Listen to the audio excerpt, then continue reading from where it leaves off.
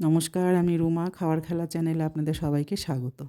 আজ আমি একটা চাটনির রেসিপি নিয়ে আসছি, সেটা ধনেপাতা টমেটো। এবার সব ধুয়ে ঠুয়ে রেডি করে নিয়েছি, আর টমেটোগুলো পুড়িয়ে খোসা ছাড়িয়ে নিয়েছি। এবার একটা মিক্সির বাটিতে সব এক এক করে নিয়ে নিব।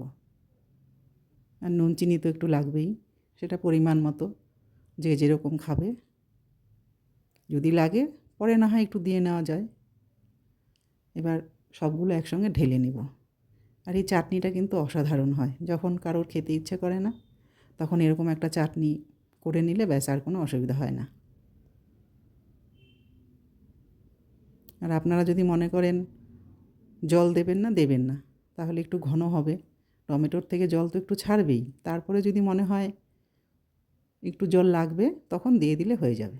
কিন্তু আমি জল দিয়েই পেস্ট করব। আমি আবার এই চাটনিটা একটু পাতলাই করি। এবার সব একসঙ্গে মিক্সিতে পেস্ট করে নিব। দেখুন কত সুন্দর হয়েছে দেখতে। ভাত, রুটি সব কিছুর সাথেই খুব ভালো লাগে। তাহলে আমার ভিডিওটা এখানেই শেষ করলাম।